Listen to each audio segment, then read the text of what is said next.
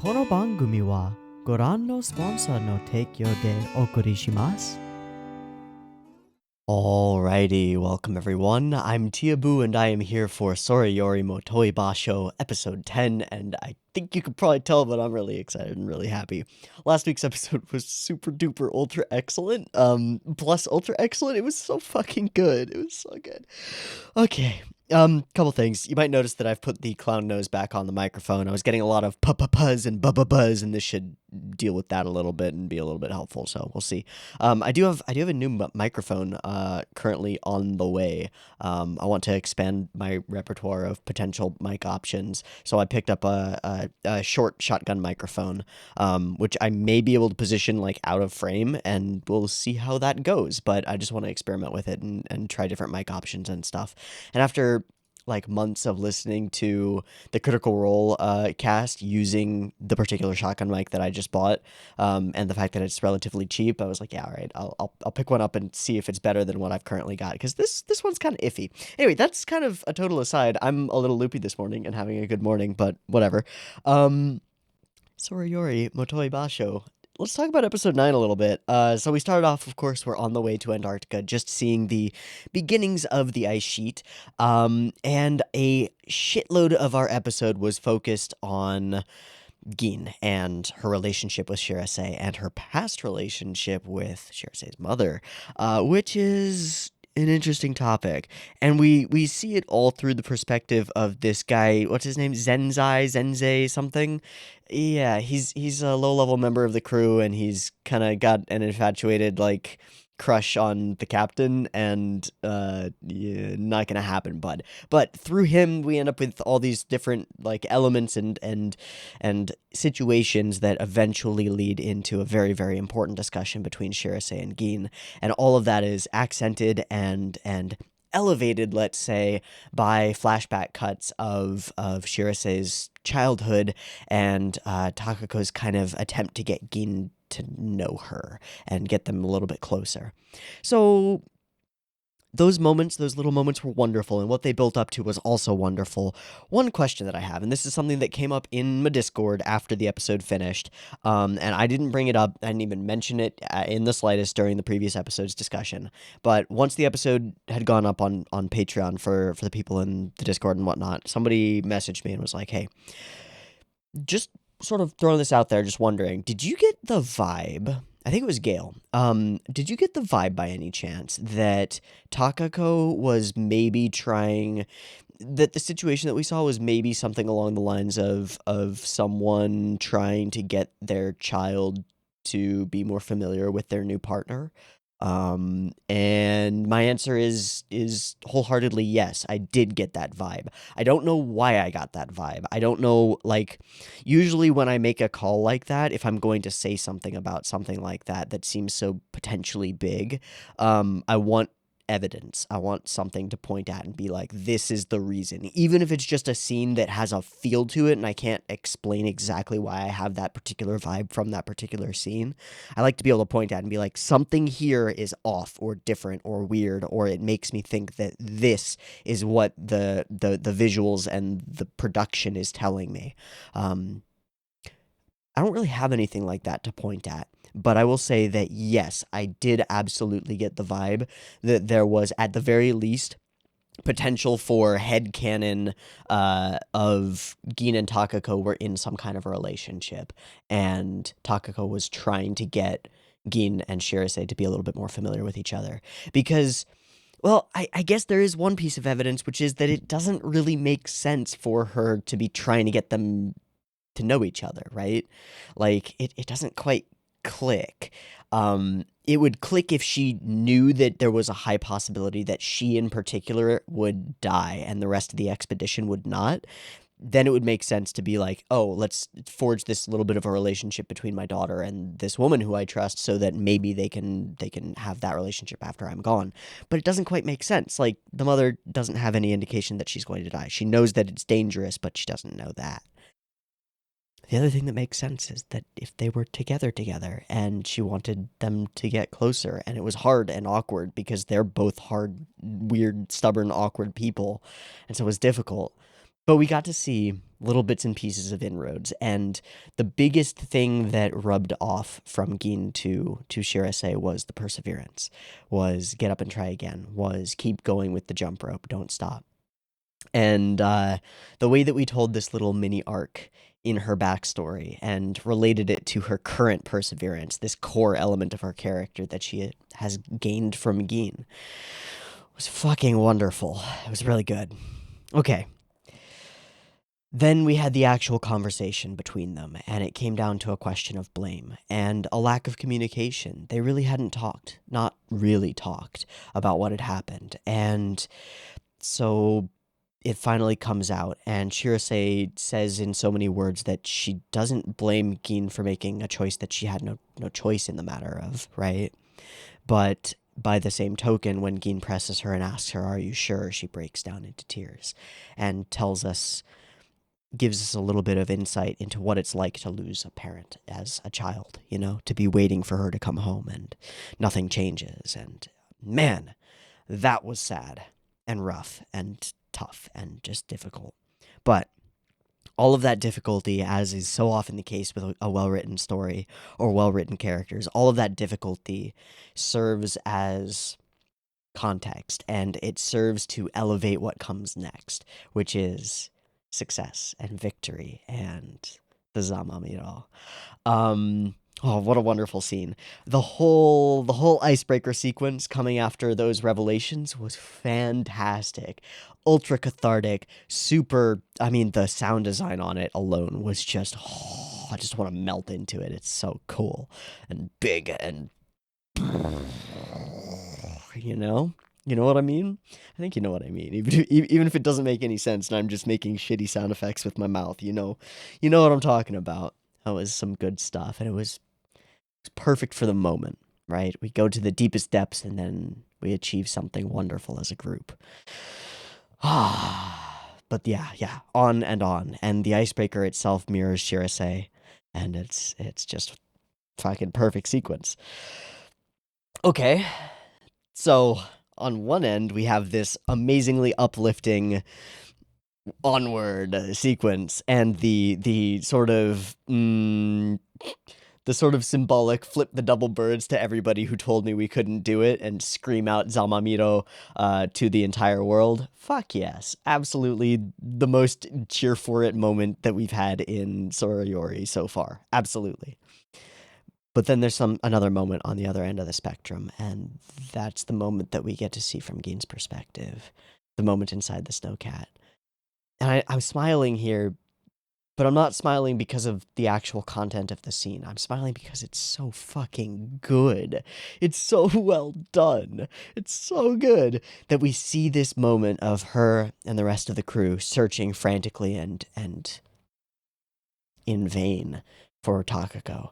And as she's sitting there inside the snowcat, freezing, holding on to the radio, with no hope of ever hearing any kind of signal coming through in the midst of this blizzard, a crackle and a signal comes through, and it's Takako. She's there. She's on the phone. But she doesn't respond when Gin asks her where she is or anything else. All she says is, "It's so beautiful. It's so beautiful." And we're left to wonder what she sees out there, what she's looking at. I feel like it has to be the aurora, but I also feel like it doesn't matter. It doesn't matter. It just tells us what those last moments of hers were like and what kind of a state she was in. We don't need to know how she ended up there or out there. We don't need to know how she got trapped. We might find out. We don't need to know. What we get is that moment. That moment of basking in the beauty of the landscape while resigning herself to her fate. Ooh, chilling. Pun intended. Sorry. Man, god damn it.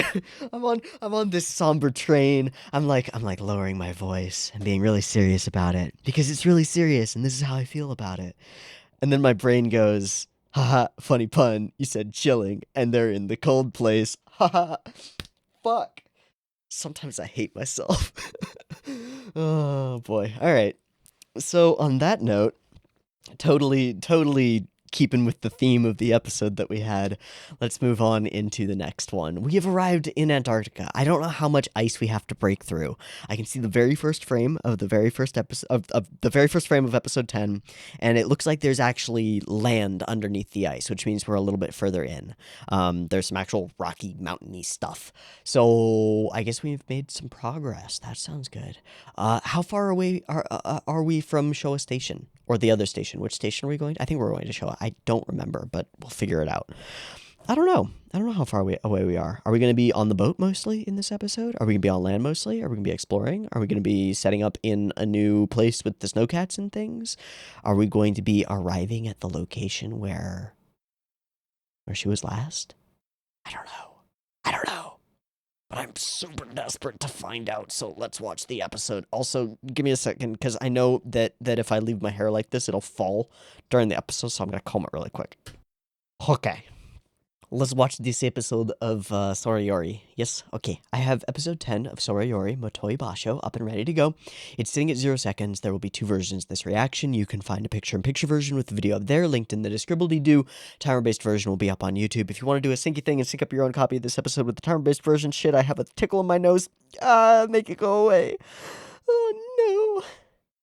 If you want to do a sync thing, sync up your own copy with the timer-based version, you are welcome to do so. Just get your copy ready, because the PiP timer to count you down will be coming at you now, and my vision is all blurry. Holy shit.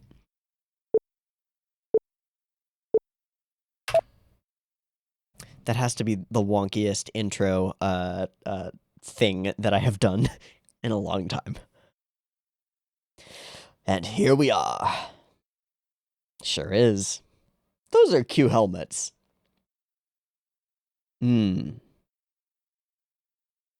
Thoughts?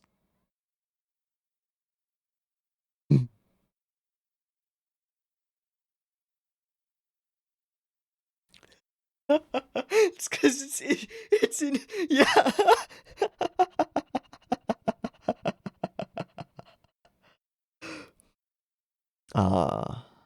Doesn't like flying.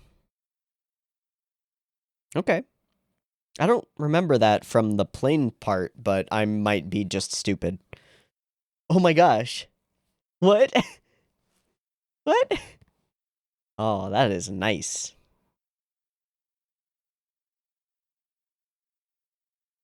Oh, they modeled that whole landscape in stunning detail. That's pretty amazing.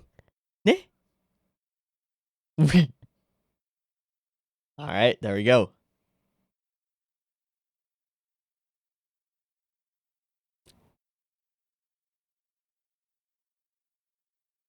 So I guess we're breaking ice a ways in and then transporting them via copter to the actual station, and then the icebreaker will meet them, or are they going to do multiple trips from there and leave the breaker where it is? I don't know. I don't know, because I don't know how the fuck you run an Antarctic expedition. Not the most common knowledge, I don't think. Okay, this is annoying me now.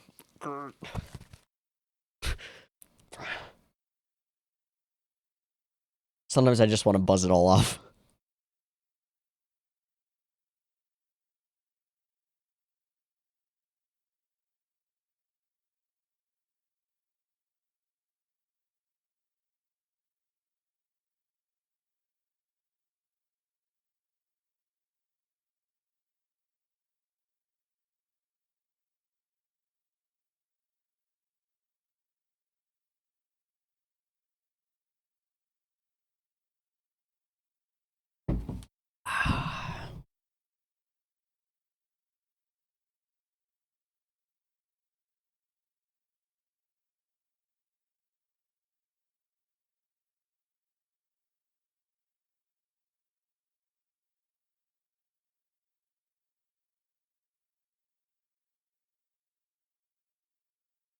Partial friendship. Ooh.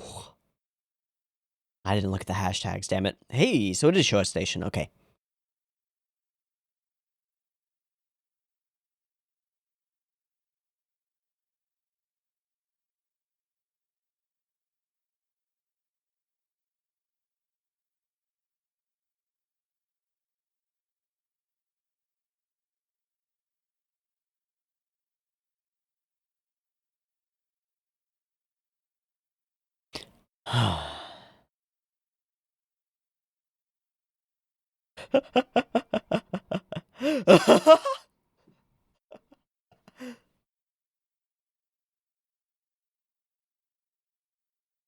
The overwhelmingness of the helicopter.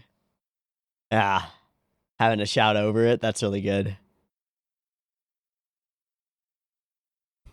Sweet. Sweet.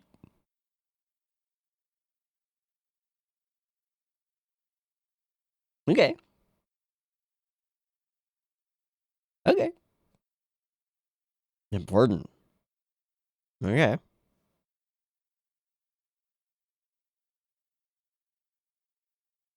Hmm.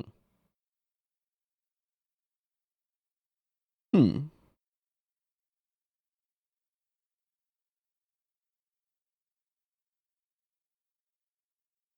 Sweet. Not huge. Oh, that makes a lot of sense. Oh, nice. You got a view. Oh, thank God.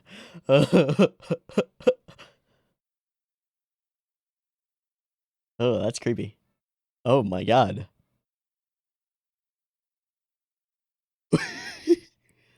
Oh, I see. Hmm. Yes, quite.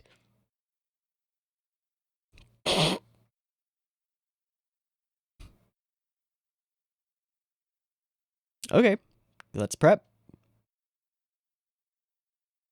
Hey, hello, Snowcat. Who's that?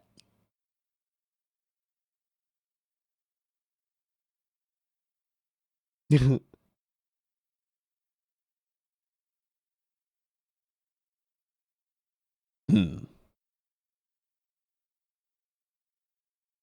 Back and forth and back and forth. Got it. Hmm. Hmm.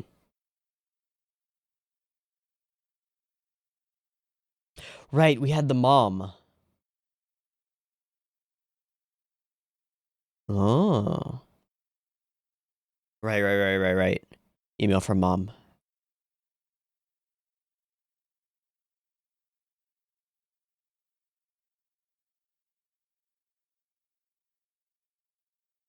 What happens when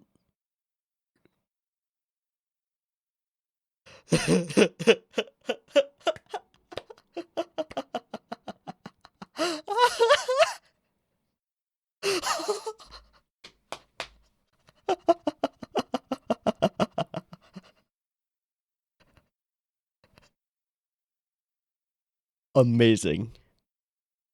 Okay, so what happens when the character who usually is the one to notice other people having something off with them is the one who has something off with them?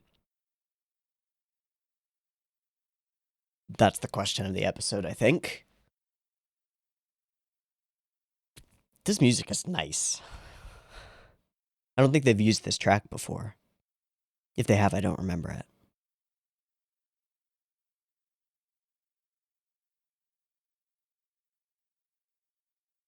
Hmm.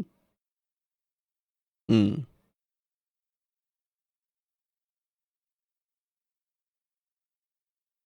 Yeah, you're in a harsh environment. Gotta work to get it ready. Says who?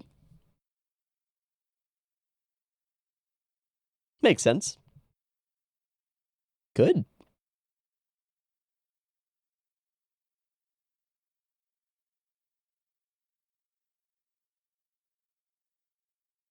Hmm. For a while now, yeah. Yeah, absolutely. What's up?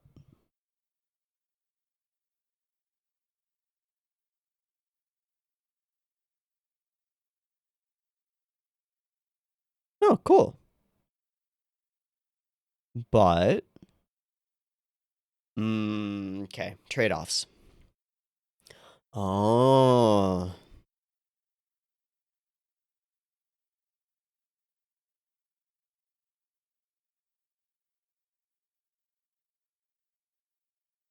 So the worry about what happens when it's over. Aww. Aww.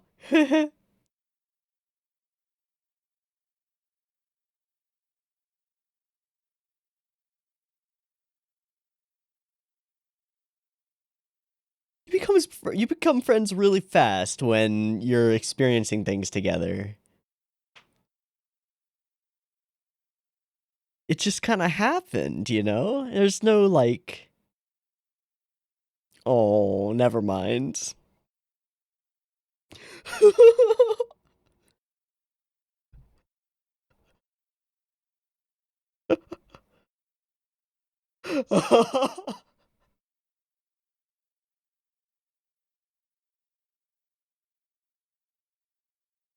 This is the best. What?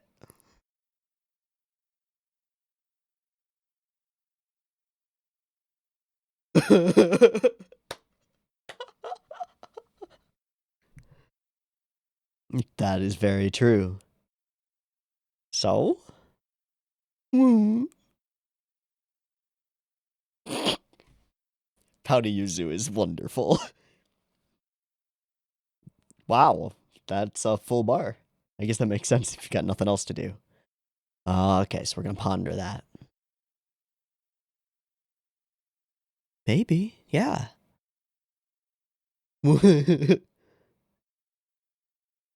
Okay, nailed it. Nailed it.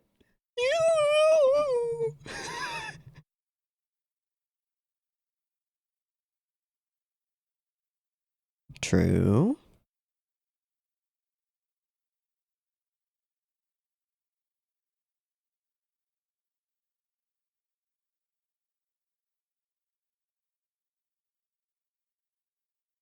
Christmas Antarctic special? All checking partners? Yeah. Mmm.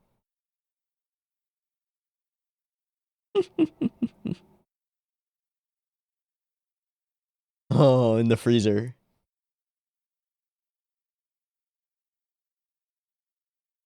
Powerful chicken. Mmm. Hmm.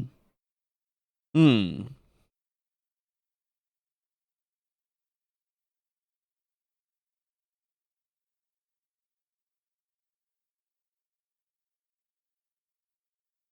Hey. Honorary chefs.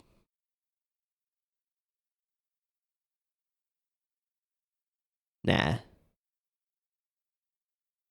Yeah, no. Definitely no.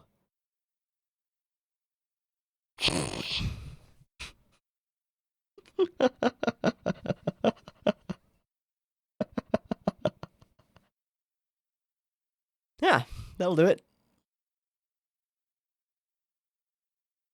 So, no progress.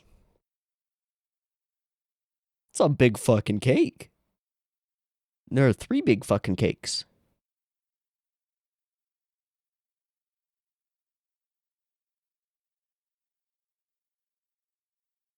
Keep things lively. Yeah, otherwise people go crazy.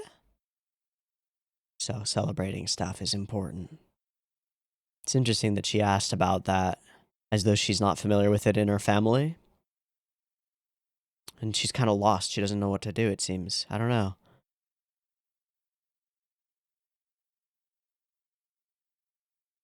Yes?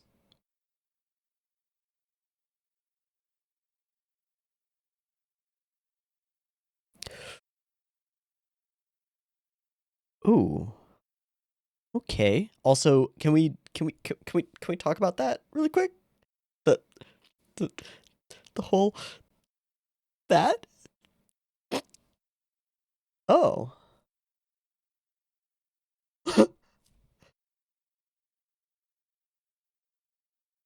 You got a fan over there?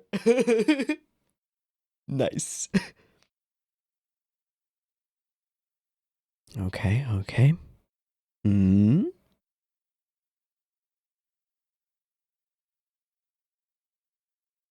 Okay, cool.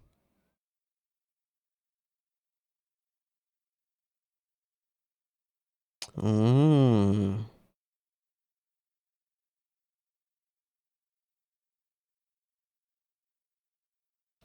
I mean, you can ask.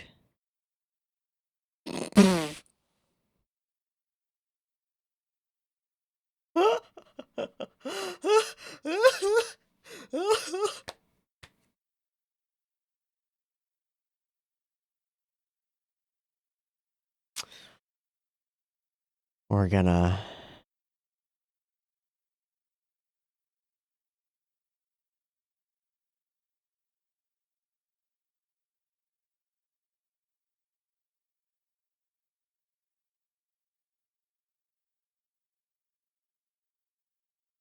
Huh?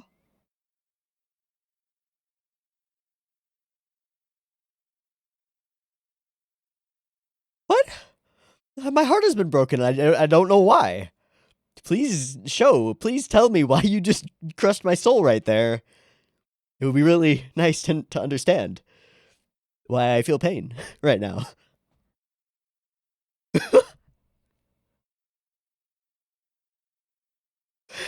Wait. It's not chicken, right? It's the fish, right? Cause if it's frozen, you don't want to be eating that poultry. Hmm.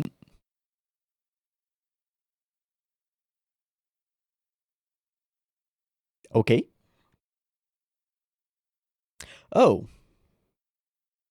Do you though? We're in Antarctica. Is there really I don't know. We'll find out. Maybe it's some kind of a plan. I think that's a good estimate.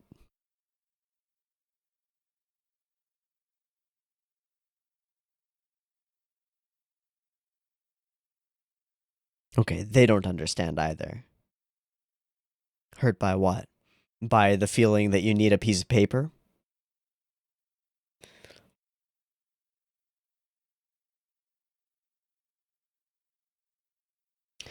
You don't need the piece of paper. Thank you for the interruption. Hmm.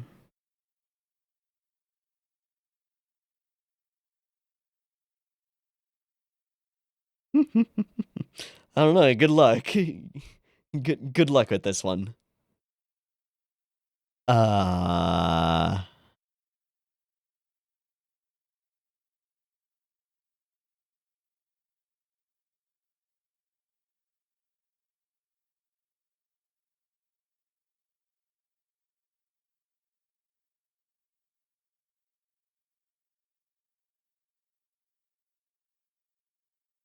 Where's the proof of it? How does it work? Where is it in writing? What's the contract?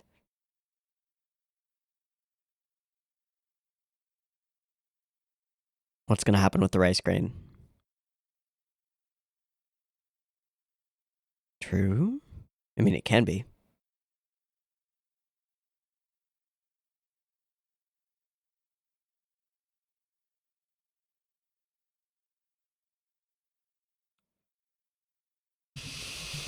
Friendship in a different context.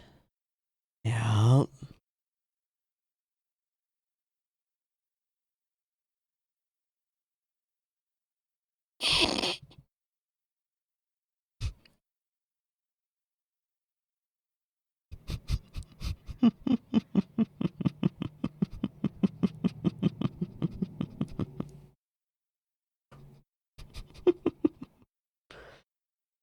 What, friendship?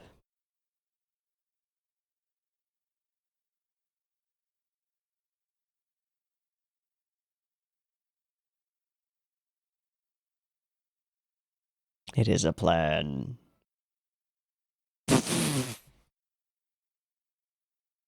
You're gonna fall on her head. Oh, nope, just on your butt. That was the plan. Why are you on the ceiling? Spider Kimmery. Spider Kimmery.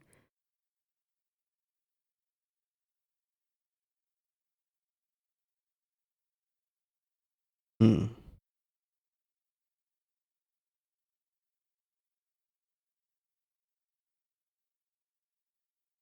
Hmm.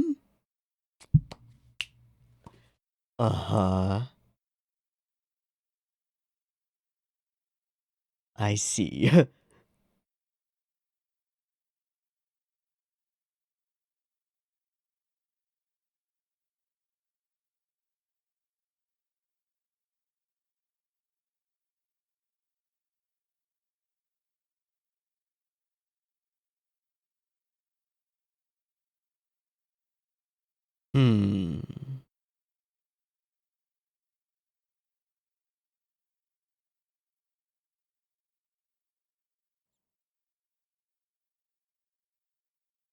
I don't think so.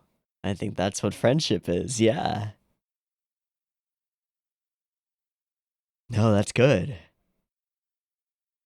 That vagueness is necessary. Oh, but we're watching it help. That little push in. Hmm. Wait, what?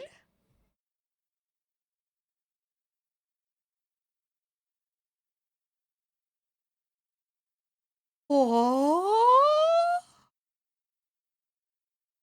Our friend Yuzu. Aww. Are you joking? This is the nicest thing that anyone's ever.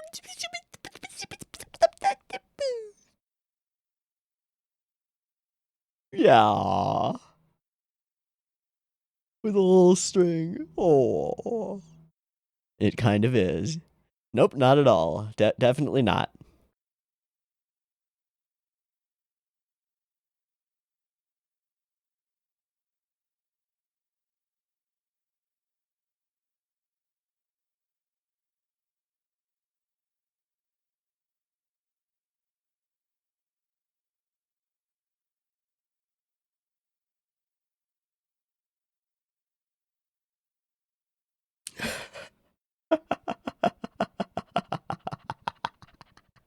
Did she explode it?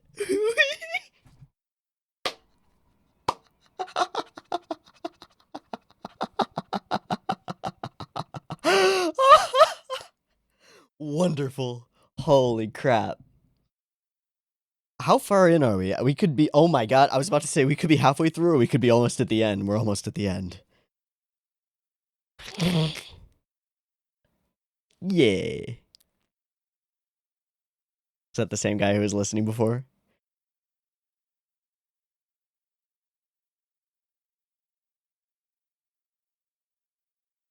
Aww. Aww.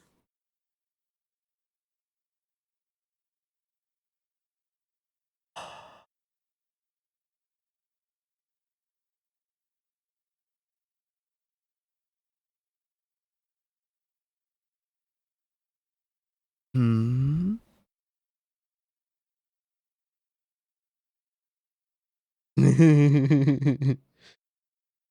What? Whoa. Whoa. That's a good quote. Desho? Desho? Ne? Ne?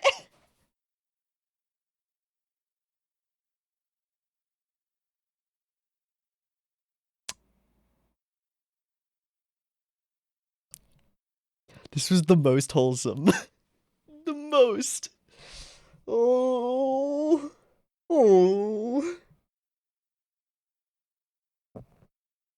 Oh.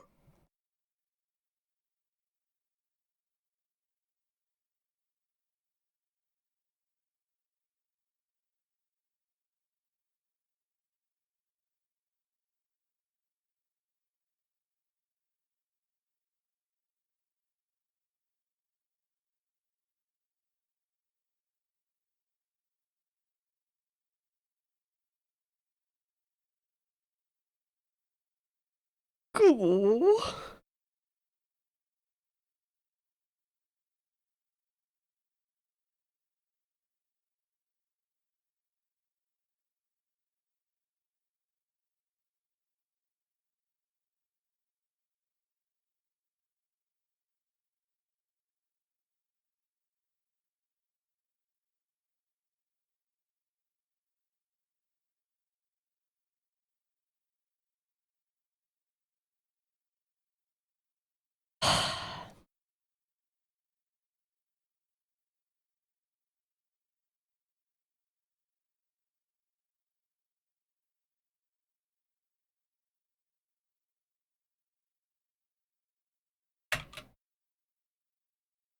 Okay. Before I even look at this. Fuck. This episode was the most wholesome. Seriously, the most wholesome. I mean, it's a pretty straightforward episode. Core concept is question. What is friendship? Yuzu isn't aware. The girls try in nebulous, kind of wishy-washy ways to define it, and eventually come to a conclusion that, first off, it's nebulous and vague and different to explain in words, but one way you can hone down into what it really means is just gratitude. Just thank you. I think it's also notable that she started to type out a more formal thank you very much. I assume arigatou gozaimashita. She started to type out the more formal one and then chose thanks. I think that's an important distinction too, because it's not just the gratitude, it's the gratitude with the lack of formality, with the familiarity to it. And that in when it's mutual is the foundation of friendship. I think that's actually really good. Really good.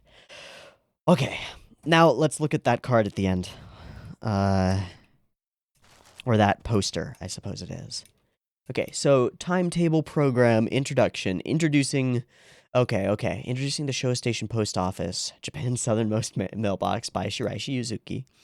Recap episode of the Girls Antarctica Report by Shiraishi. Messages from Japan to the crew, from friends and family to Tamaki Mari, from the high school track team to Hinata Miyake. Whoa. From the National Polar Research Institute to the Challenge for Antarctic team. Okay, that's a lot. Okay, from friends and family to Kimari. Okay, Japan to the crew in general.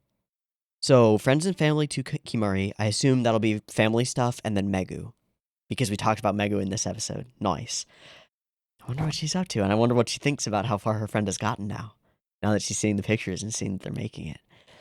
The surprising one is Hanyu Daisan high school track team to Hinata. Whoa, what? Whoa, okay, that's interesting. And then the National Polar Research Institute to the Challenge for the Antarctic team. I wonder what that's going to be about, too. That's very interesting. Okay, there are going to be some wrinkles in there. Cool. Very cool. Okay, and then this episode, again, it's about friendship, and it's wholesome as fuck. Celebrating it together, and trying to define it, and having difficulty doing so. Super good, super cute. And this episode is also chock full of some of the cutest moments in this show so far. Shirase staring at penguins. Holy fuck, I don't know if I've ever seen anything quite as amazing. That was absolutely wunderbar. Where is it? There it is. Okay.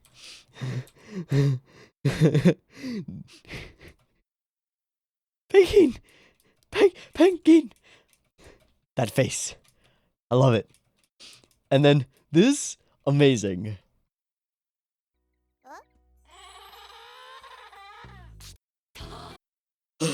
She's like just drooling. It mostly reminds me of the who's the deuteragonist in Dumbbell Non-Kilo Moteru? The one with the black hair, Ayase or something. I'm not sure, but who is obsessed with muscle. Same kind of deal, but this time it's penguins, and it's fucking great. And they play kind of tug of war with her, trying to get her away from the penguin. Ridiculous and wonderful. And we get to see them doing some hard work, some genuine, real difficult tasks, cleaning up and stuff. Gosh, this whole conversation with Shiraishi is the most wonderful. She is the saddest puppy here. It is the most. Oh my god. And her voice actress kills it.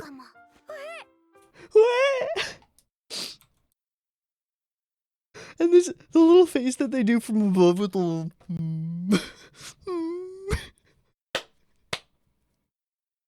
amazing. 10 out of 10. 11 out of 10. No time in particular. But then it ends up being, you were together in Hokkaido without me? And then we just get these moments where she's like running away from them. Just like hiding halfway across the room like, oh. Such a freaking goober. They're all such goobers. There are so many little things in the episode, like the reindeer helmet costume things. Why? Because it's the cutest thing we could possibly do. And it is. It's just, I mean, look. Look with your eye holes. Observe. Observe perfection. Bask in its glory. And this is kind of cool. You got people watching ya, yeah. People cheering you on. That's very cool. And then, of course, there's this core moment. This is so good. Because it immediately demonstrates, like, oh, how I even put it. It's hard when we get into these nebulous concepts. I feel their pain in trying to explain this kind of thing, but it immediately demonstrates to us exactly where Shiraishi stands and how unfamiliar with the idea of friendship she really is. Because anyone who's had a friendship knows that this is silly, right? Friendships don't work this way. They kind of happen naturally, and if they're going to fall apart, they kind of fall apart naturally. You can't really control them that way. You can make effort to keep friendships together, but the idea of having to put it on paper and list out the terms and conditions of your contractual obligations as friends to one another, and writing out some note that's like, I promise that we will stay in contact. I swear it by legal contract. Nah. You don't need a note. You don't need it in writing. That's not how it works. Friends are friends.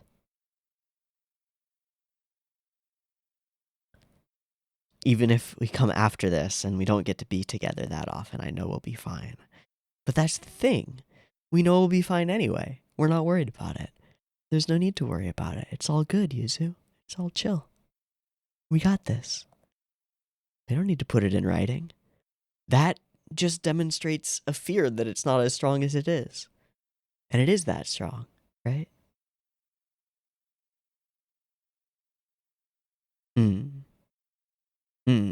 I love this. I love this so much. And I love other aspects. One that I mentioned was what happens when the character in your group, who is most frequently the one that notices something being off about the other characters, when something is affecting them emotionally or they're worried about something or whatnot. She's usually the one who has noticed that, right? What happens when she's the one who's dealing with something, who's like in turmoil, who's worried? And the show gives us an answer. Everybody teams up. That's what happens. That's what happens. Friends, when it's a group of friends and one of them is feeling weird, they team up. They group up and they work together, right? She's been helping everybody by noticing what's going on with them. They all notice what's going on with her. They all work together. They communicate about what they're going to do.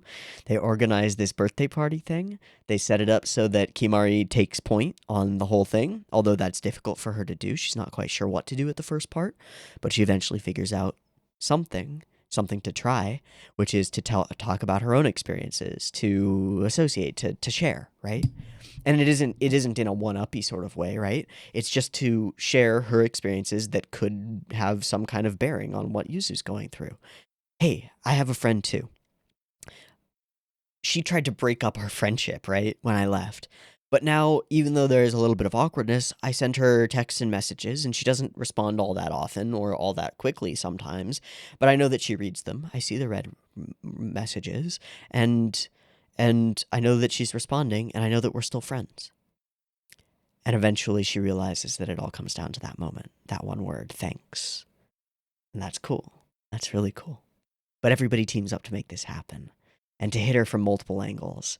The psychological angle, which is like explaining things and giving her some grounding because she's a character who doesn't have experience. That's the biggest thing that's revealed by this note sequence.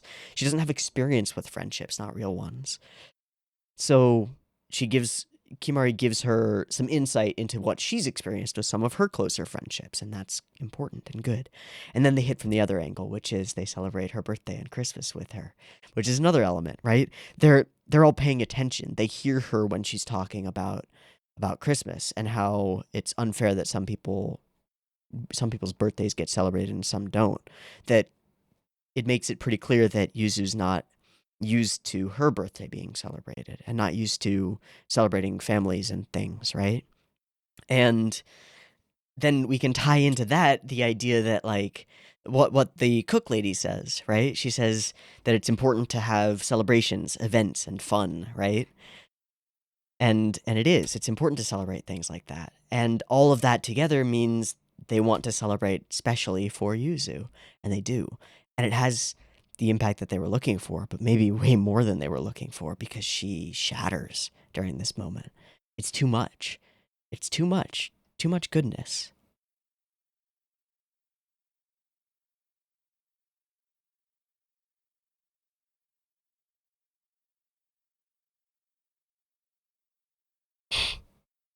Trying to do the Santa costumes is ridiculous. Oh my gosh. And then hiding on the ceiling. Why? Why, Kimari? These girls are such goobers.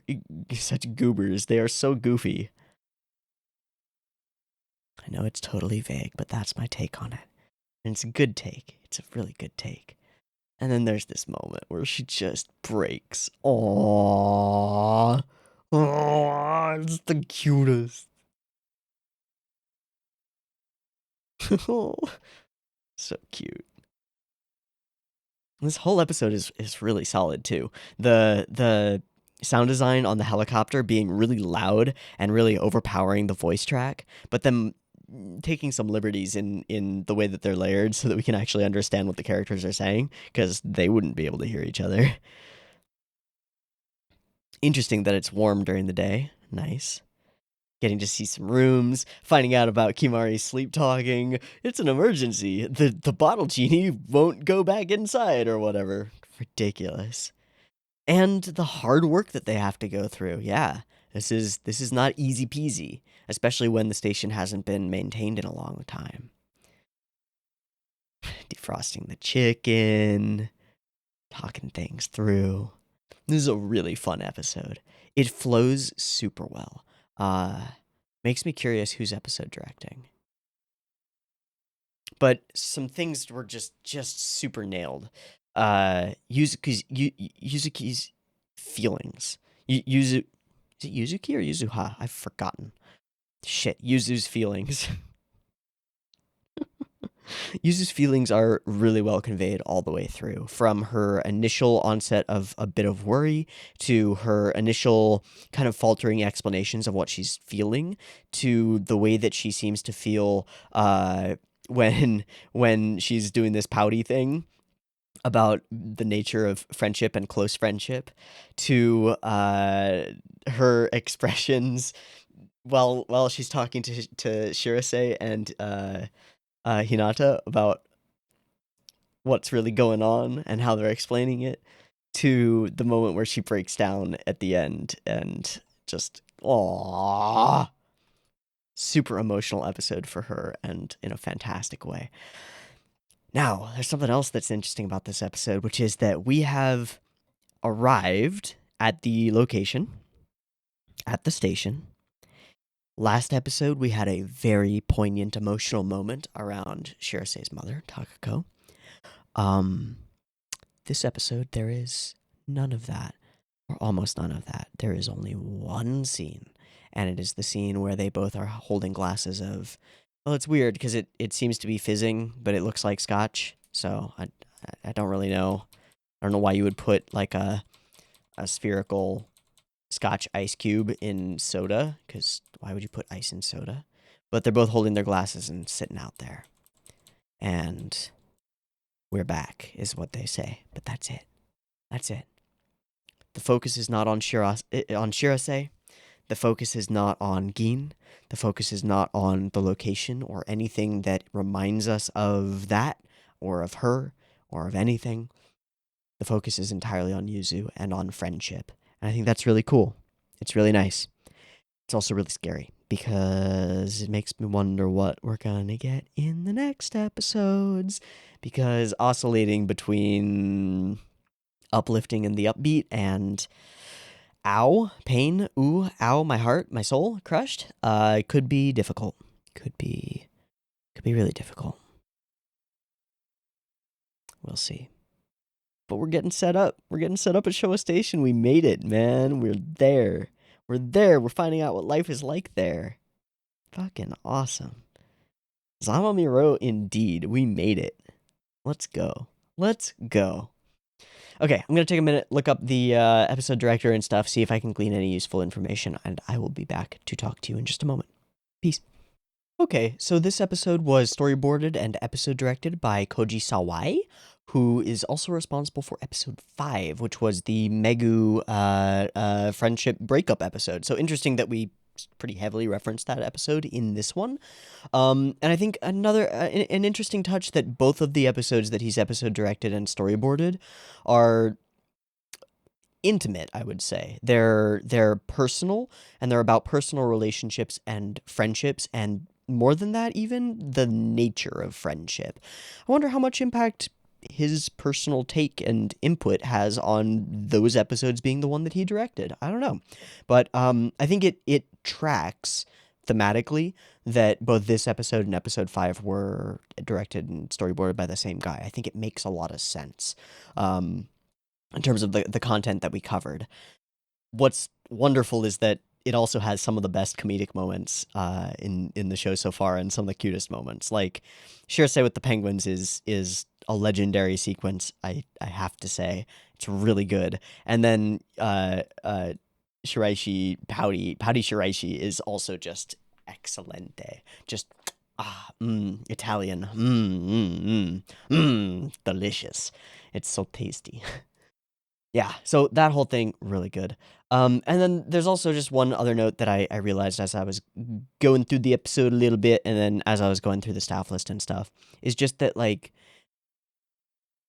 part of Shiraishi's perspective here has a lot, and I just didn't bring it up during the discussion, has a lot to do with her previous friendships and fake friendships, and her kind of, like, inability to trust people. Because the friendships, big air quotes, that she's had haven't been as solid as the ones she's got now. So, of course, it makes a ton of sense for her to be iffy about this and trepidatious and afraid and worried. So it's just an important little piece of context, I think. Oh, man. All in all, I really love this episode of Soriori. This was a nice one. This was nice. We'll see what happens next week. I don't know. We've got a bunch of interesting things on that poster that we saw, a bunch of interesting potential topics, a bunch of interesting news from back home that could be coming in and throwing things for a loop, but we will see. I am sure it will be good. Okay, let's end there. I've been Teeaboo. This has been Soriori Motoi Basho, episode 10. I hope you've enjoyed it as much as I have, because I had a blast with this one, and I hope to catch you next week for episode 11. See you there. Peace.